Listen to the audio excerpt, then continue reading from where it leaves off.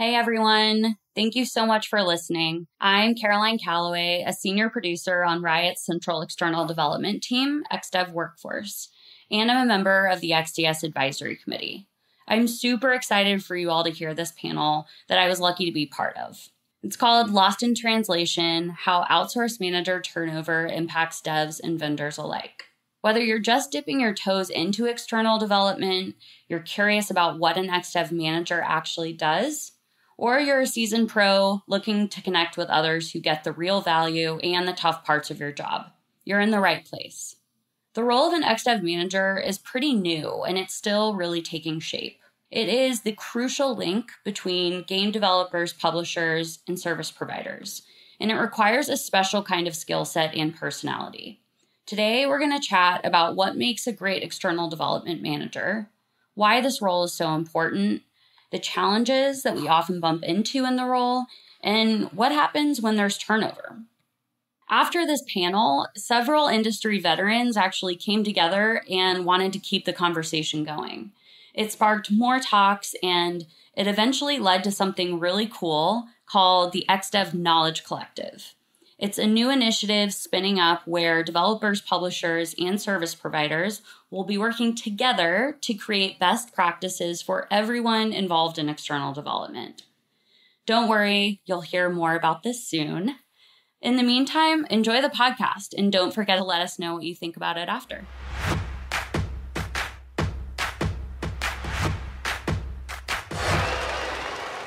Thank you, everybody, for coming to this topic. I'm pretty passionate about this. I work in partnership with a lot of people in this room, and you are the lifeblood, I think, of a lot of the relationships that exist within external development. And I feel like this is a conversation that we haven't really openly had around the role of an external development manager or management team and how important they are, and maybe how little we actually talk about how we set up those people or those teams for success as an industry. So I'd like to sort of introduce the panel here.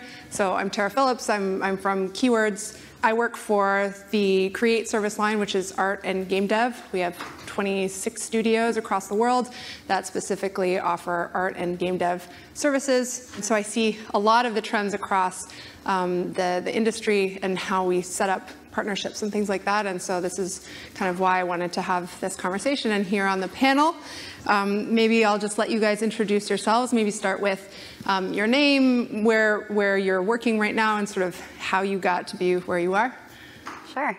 I'm Caroline Calloway, and I am on a central XDev team at Riot Games for about the last year and a half. Some of you may know me from my time at EA on a central XDev team as well. And how I got into XDev was pretty interesting. I was working on game teams, mobile game teams at EA, and I kind of went on a secondment to our Helsinki studio, and they were working on a Chinese SKU of SimCity Build It, which was kind of the main title that studio worked on.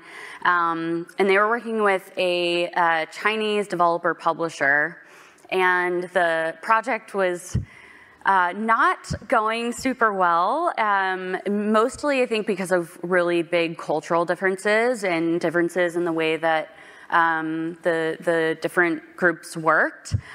So I just found that experience of managing the project between that Helsinki and Beijing team just very challenging in a good way, and I loved it so much that I was like, I want to be an XDev. So that was it.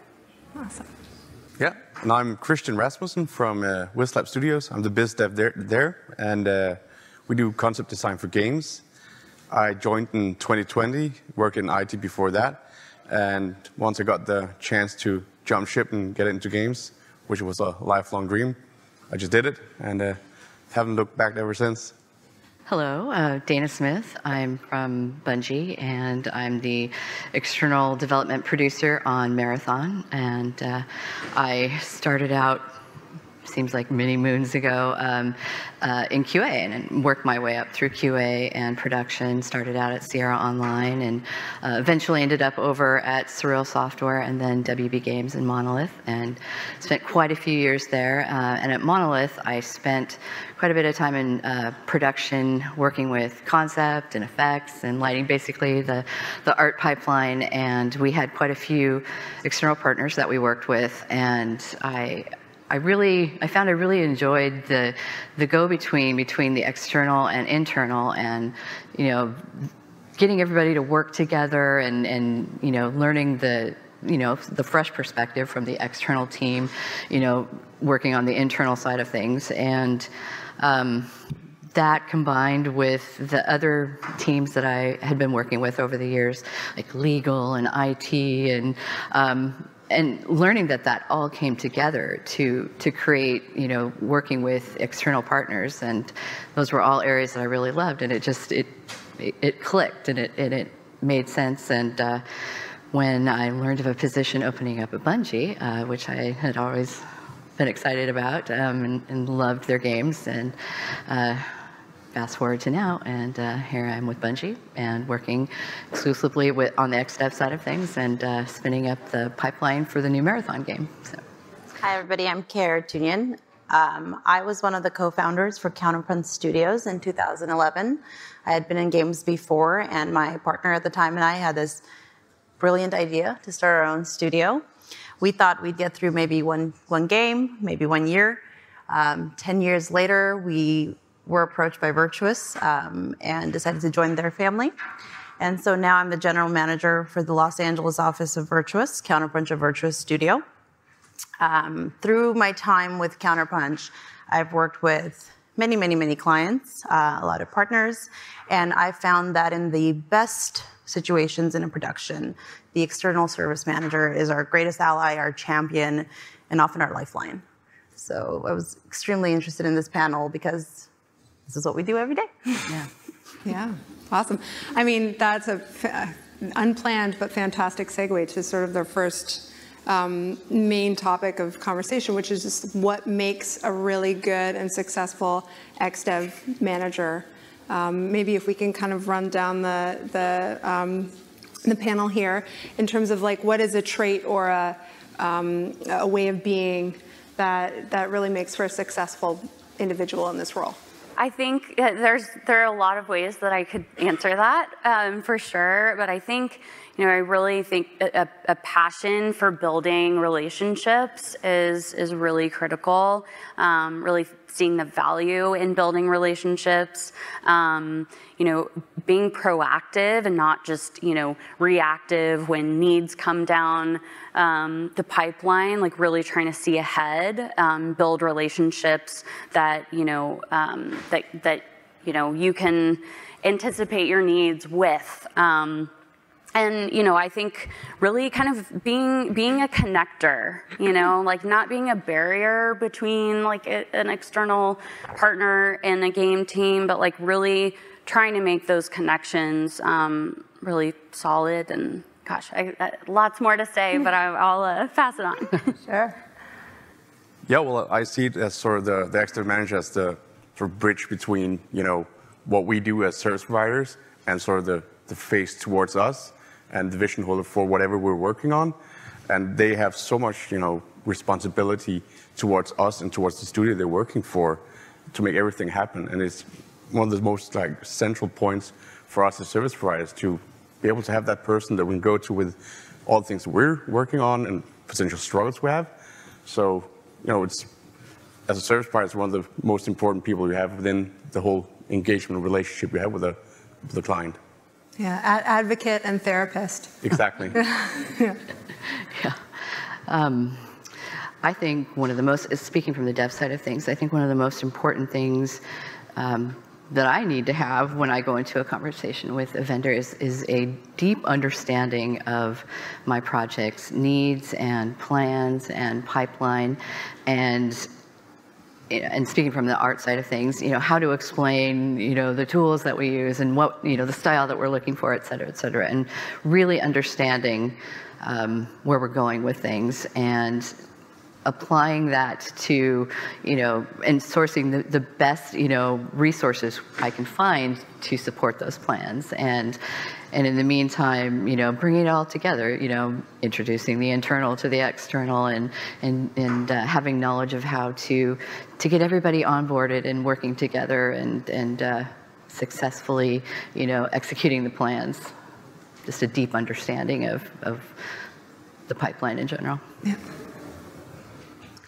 For us, key characteristics of a successful partner in the XDev Manager is transparency, and also a commitment to creating a win-win situation where we can work together towards a common goal that is both beneficial and sustainable for both teams, so that it can be a continuous relationship. Also, organizational skills and the ability to document and maintain information, so that if there is any changes, we can clearly speak about it, rather than creating any kind of murky or situations where things aren't super clear. Yeah, for sure. I think also,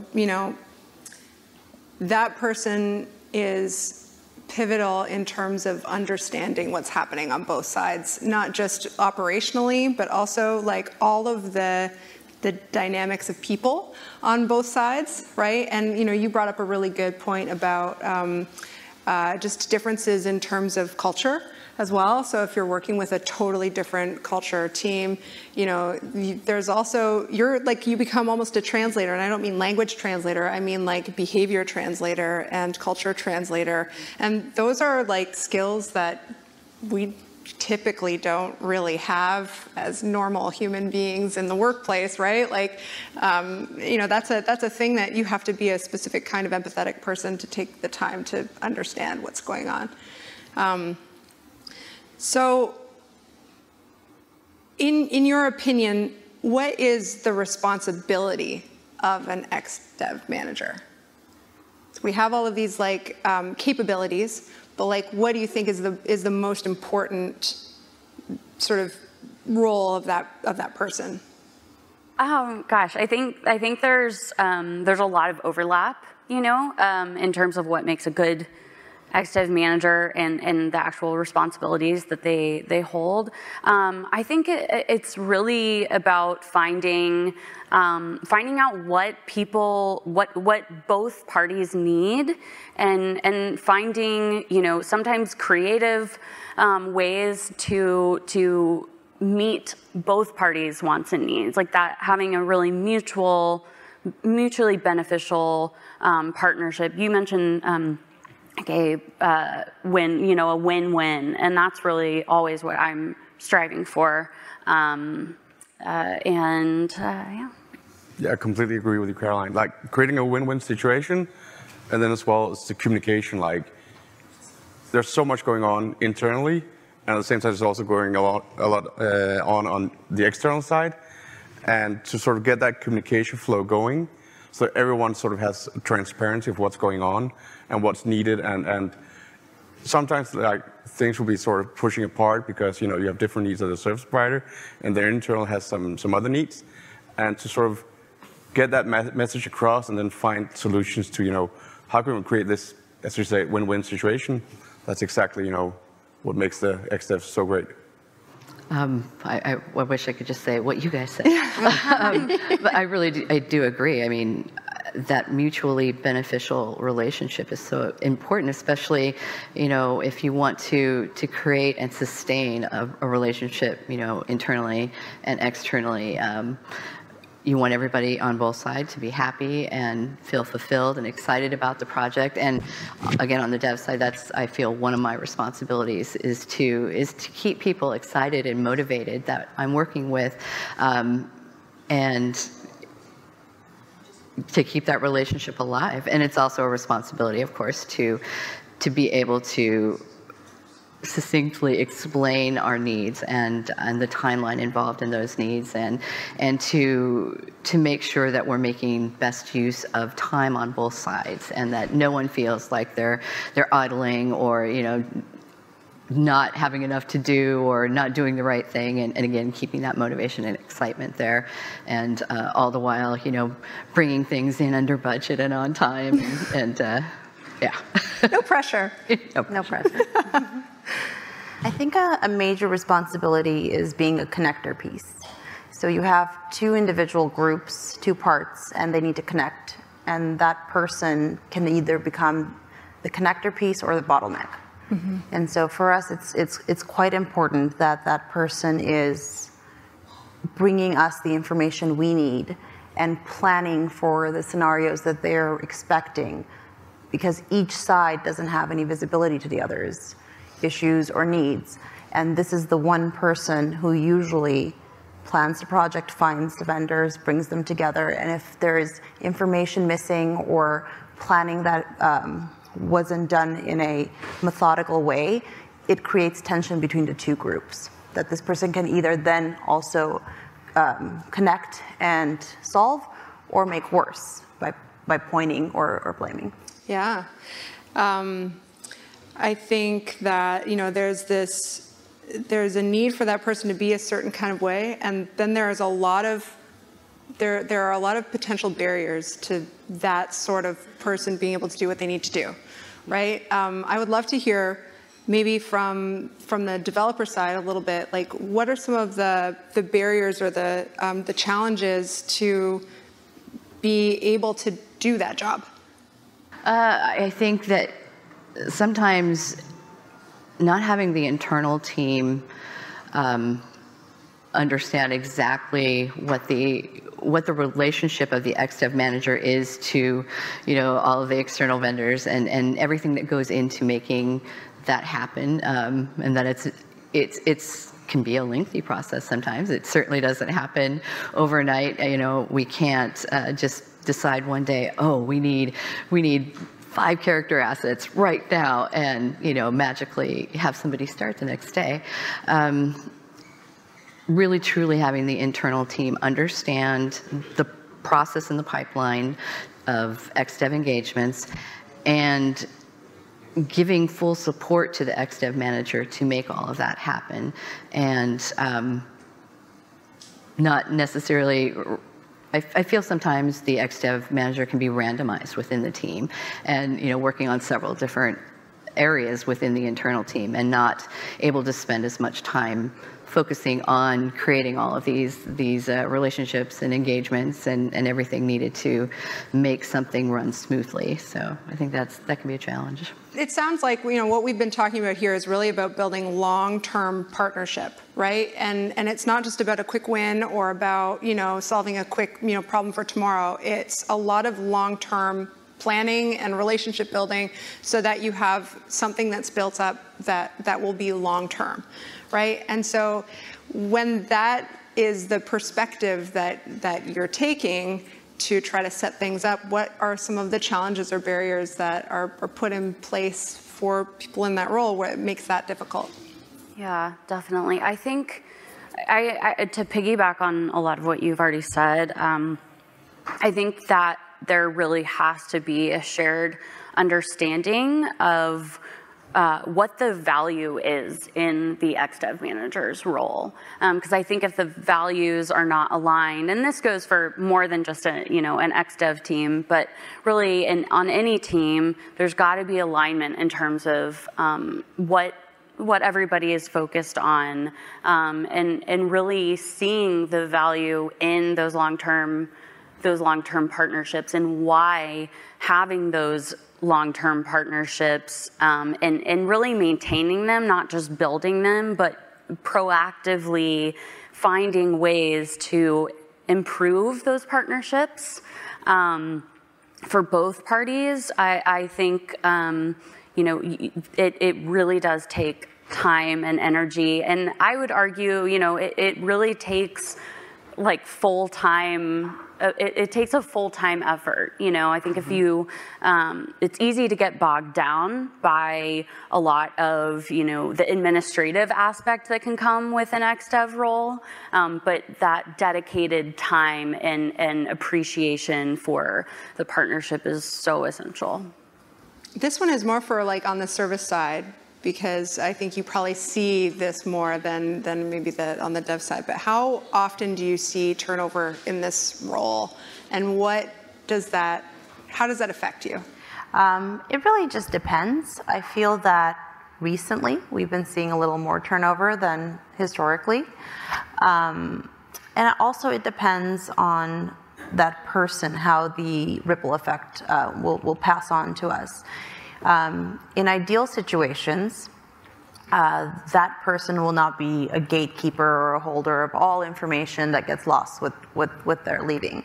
In an ideal situation, there's processes and documentation in place throughout the entire beginning of the project through whatever period they decide to leave, and studio and production and artists are all aware of what's happening with us, with the vendor. So this person leaving could be a very sad thing because we're friends, but it shouldn't be detrimental to the project. In the alternate scenario, when this person withholds the information and does not involve the studio heads, studio leads, production in what they're doing, and doesn't transfer that knowledge along, then it falls on us as the vendor to inform the new person who replaces them. And for us here at Virtuous, what we've gotten into a really good habit of is maintaining many written records so that we can almost hand over a Bible to the new person, or a guideline of what's been happening and how we can support them in being successful, because it doesn't behoove us for the replacement person to feel like they're jumping into the deep end of something they can't navigate. Yeah, I completely agree. We haven't been affected too much by turnover. I see a lot of the same faces in the same places, but when it happens, it's always really, it's a big change, and change always takes a lot of risk or brings risk.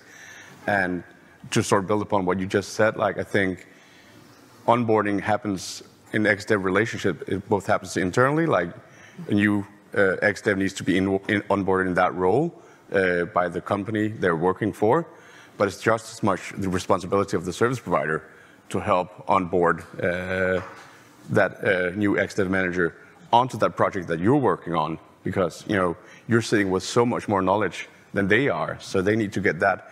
That's why it's so important to have, as you say, all the documentation, all the processes, everything in place, so you can help them get onboarded onto the project and be successful in their role. So completely agree with you.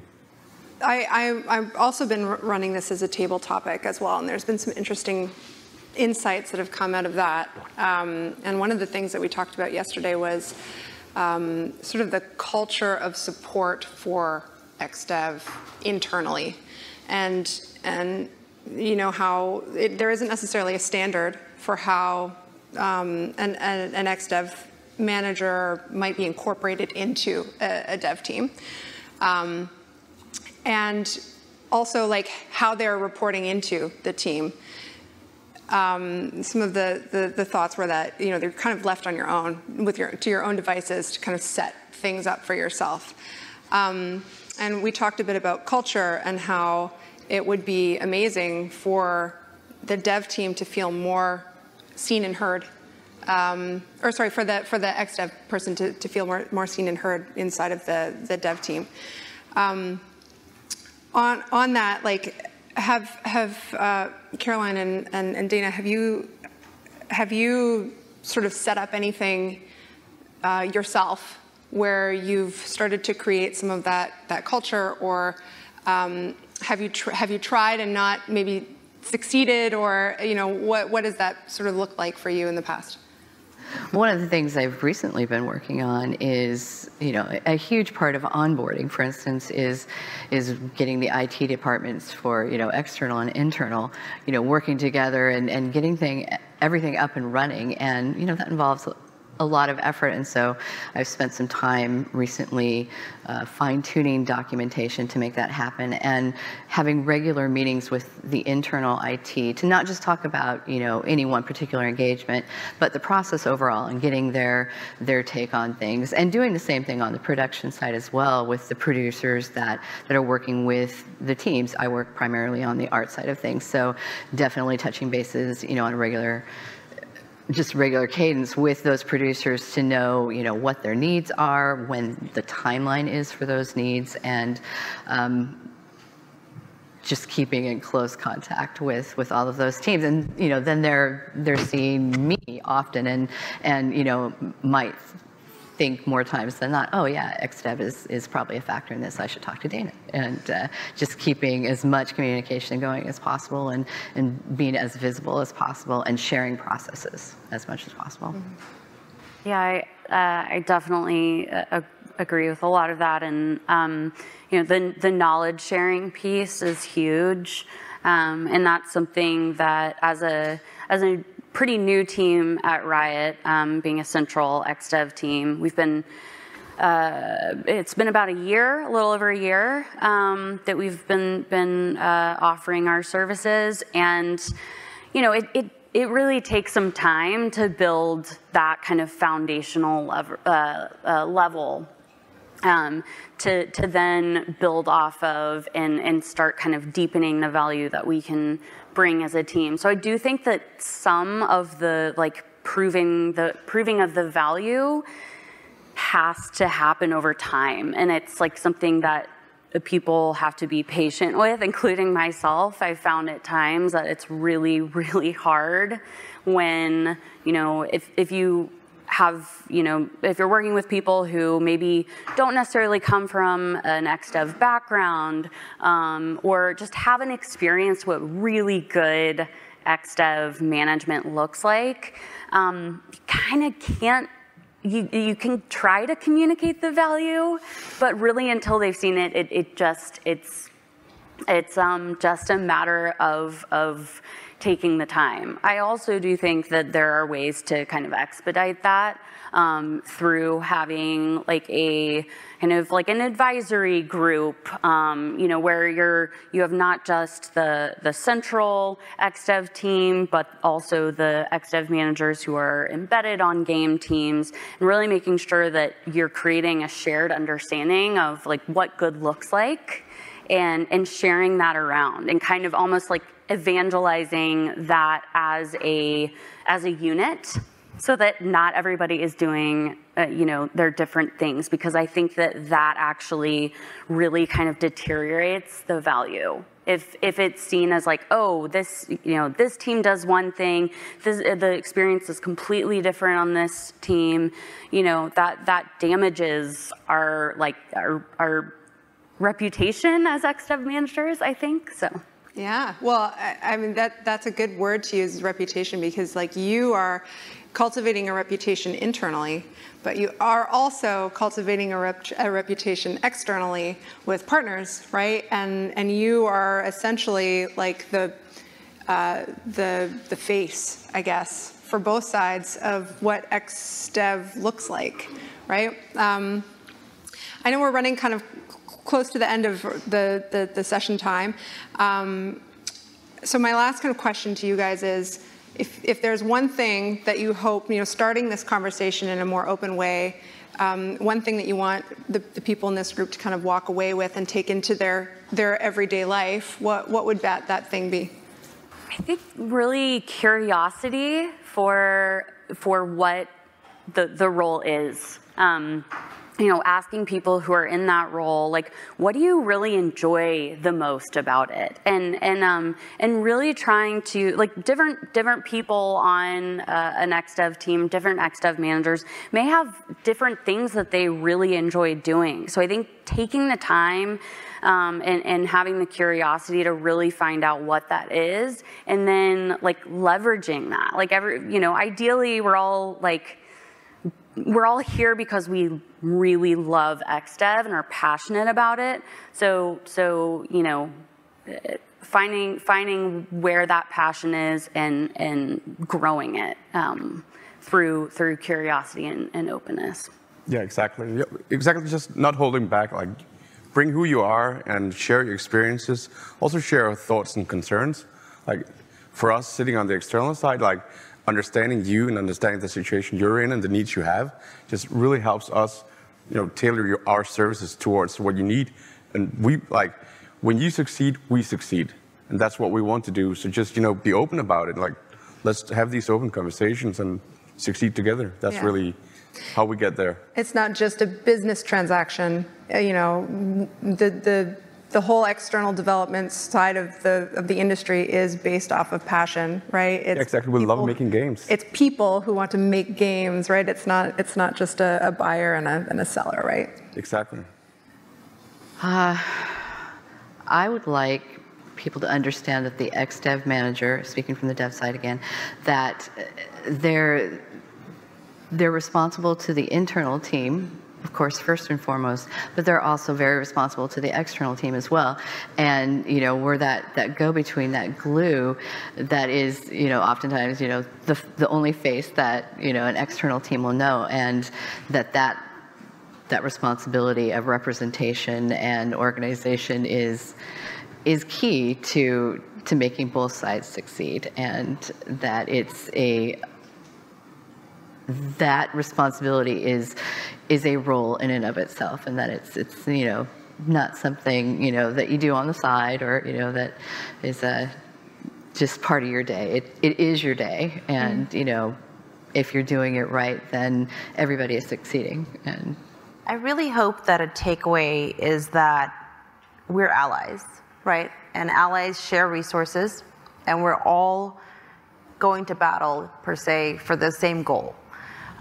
So the more we work together, the more we share what is working and what is not working, and continue to develop these relationships, the more successful we'll be. And that the vendor and client relationship should be more of a partnership, and like you said, not just a buyer and a seller, for the most successful end result. Awesome. Dana, I really like what you said in terms of, you know, the responsibility of that role. And I, you know, from my own experience, and I hope that there is an awareness of this across this room, is, you know, those are the people that the external studios see and work with, and we all talk as well. And, you know, if there's somebody in that role who is, you know, not taking that responsibility seriously, like, that's a representation of your studio. And so, like, we know who the awesome people are, and we know who maybe the not so awesome people are. And, you know, that, I think, also can drastically affect the choices you have in terms of the production of what you do and who you work with in order to get your projects done. So, you know, no pressure, but it's kind of a big deal, right? No pressure, but all the pressure. Yeah. Well, you're basically an ambassador for your project, for your studio.